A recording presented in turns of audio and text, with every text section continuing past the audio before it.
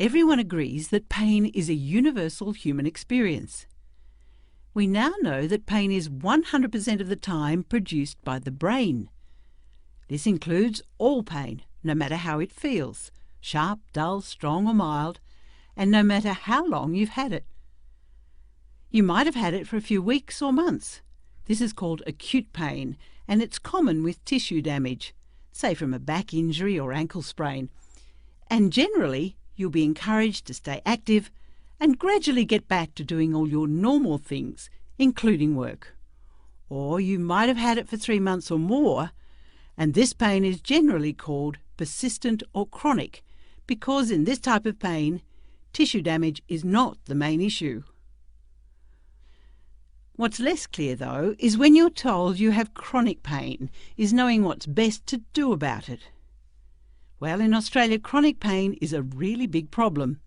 In fact, 1 in 5 people have it. Having a brain that keeps on producing pain, even after the body tissues are restored and out of danger, is no fun. Some people say it still feels like they must have something wrong. But that's just it.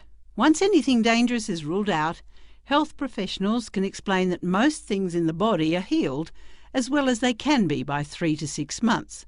So ongoing pain being produced by the brain is less about structural changes in the body and more about the sensitivity of the nervous system.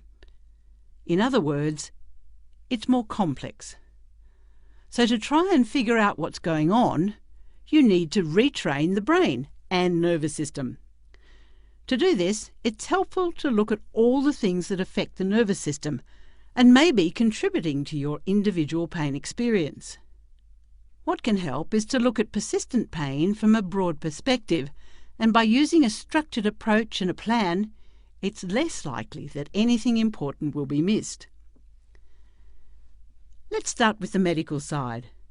Firstly, taking medication can help, but only to a limited extent. It is the more active approaches that are necessary to retrain the brain. So using medications to get going is okay, and then mostly they can be tapered and ceased.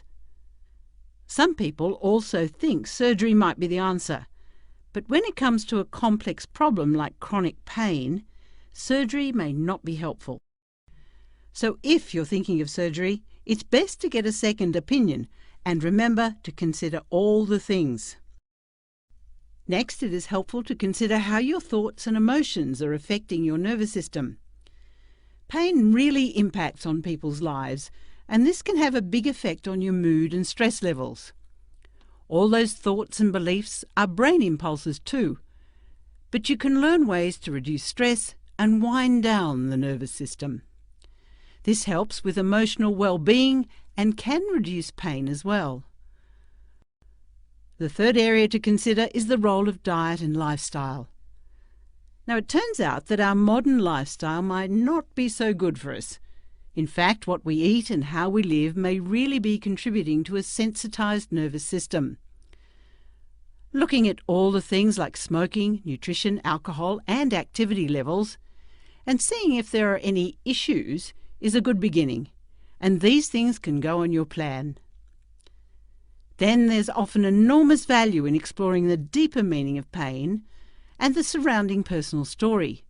By stepping back and looking at all the things that were happening around the time the pain developed, many people with pain can make useful links between a worrying period of life and a worsening pain picture.